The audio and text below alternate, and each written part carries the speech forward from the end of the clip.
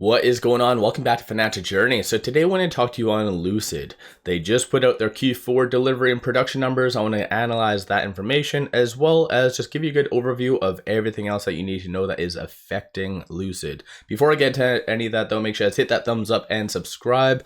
Always greatly appreciate that. And with that said, let's get right to it. So first and foremost, CPI did come out today and it was a doozy. So it did increase both on a month over month and year over year basis. And just looking on the fundamentals, like all the key attributes that people do not want to go up, such as food, just the general basket items, subtract obviously energy, has all gone up. So this is not good. So that does mean that the Feds will not be cutting rates anytime soon. So I think that's kind of rushing through the broader market right now mentally. So other than that though, Lucid did put out their Q4 delivery and production numbers, and they were kind of okay on a year over year basis, definitely a big increase. So it looks like in Q4 they did produce 2,391 vehicles, delivered 1,734, which does bring the grand total for the year for production 8,428 vehicles and delivered 6,001.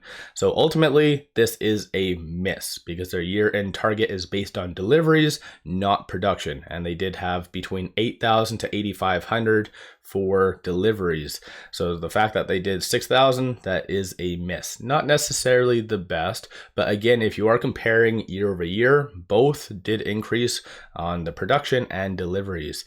So that's kind of a good thing. What is causing a lot of pain with Lucid right now is a lot of people still are trying to analyze this information and say, well, why on earth is there still a deviation of around 600 vehicles, give or take?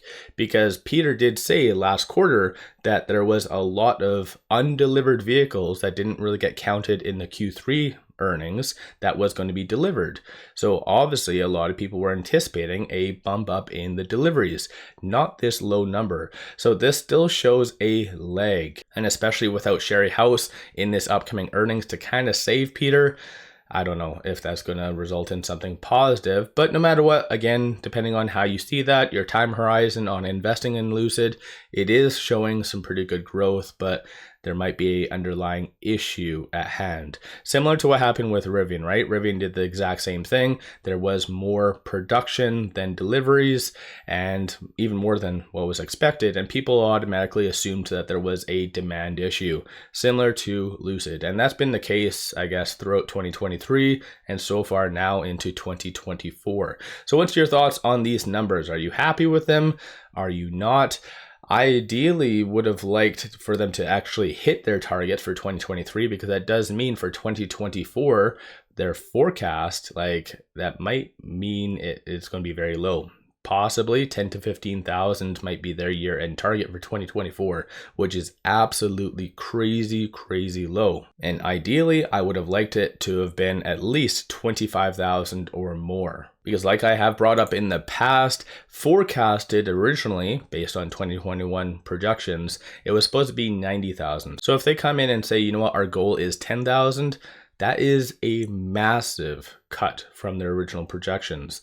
So I don't know, not necessarily the best if you're comparing it to original projections. So just let me know your thoughts on that. But moving on, like I said on previous videos, if CPI was going to be negative, you are going to see short jump all over the broader market, including Lucid. And that is the case. So far this morning, shorts are increasing about 2.47 million shares.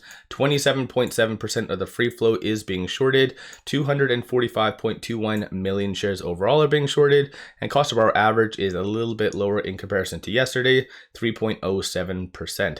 And so still, this is not good by any means. Ideally, like I said in the past, the PIF could and should step in to really rectify this, but I don't know.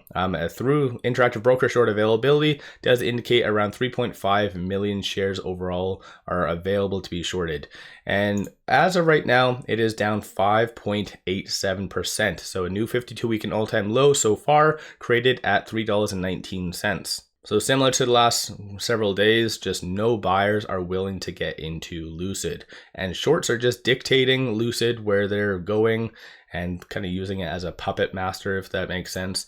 So as of right now, with the market open about 30 minutes, currently $358,000 in calls being purchased versus $686,000 in puts. Sentiment wise, 61% of all the options being done so far within the first 30 minutes is bearish. So clearly people do not like the combination of CPI data as well as Lucid's results. Of the call options that are being purchased, it is anticipated for it to be above 350 by the end of this week. And like I've been pointing out, originally it was 5, now 450, 4, 350. So people's optimism is slowly dying with Lucid. Looking at puts though, it is anticipated for it to be sub 350. So as far as the risk versus reward, maybe it's there based on this information. But moving on, these are some of the transactions that have occurred so far on the secondary market above $100,000. So just one first thing, so 1.45 million. But aside from that though, like I said, it's just algorithmic trading. So AI is trading in among themselves. So moving on though, with it at 319, so there might be even a further low that I just mentioned, but with it at 319, it is below all the key points that I did mention. Even looking at the 1 day, like it is below everything. So as of right now, it is in unknown territory. So it's just going to be more of the whole number psychological support levels. So the whole numbers, so around 320, 310, $3 is going to be a very strong one. Let's hope it doesn't break that $3 mark, because like I brought up in yesterday's video, the technicals, the Elliott wave through Interactive Brokers is projecting roughly around $2.55 being the next stop for Lucid. And I hate to say it, CPI is kind of escalating that so much more. Looking right here, so I'll just quickly pull up good old Lucid.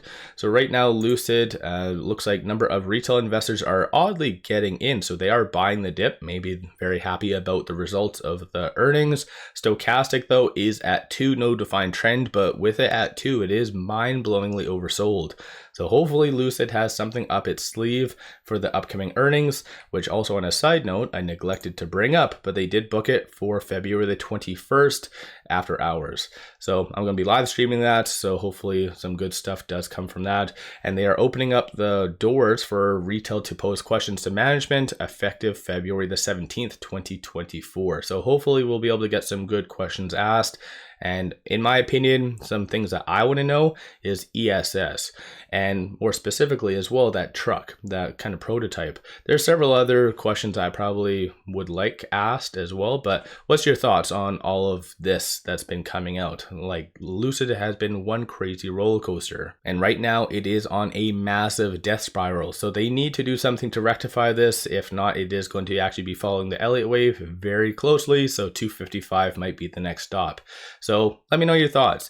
There's one thing that I did post on Twitter. I kind of talked on and off about it on this channel, but keep in mind, the lower the stock price for Lucid, the higher the likelihood that the PIF will want to take Lucid private. So just kind of keep that at the back of your mind. So if Lucid is at, for instance, $1.50, $2, like the PIF might just say, you know what, I'm done with this. I'm just going to take it private and just own it fully. So I don't know, something to consider. Not necessarily the best.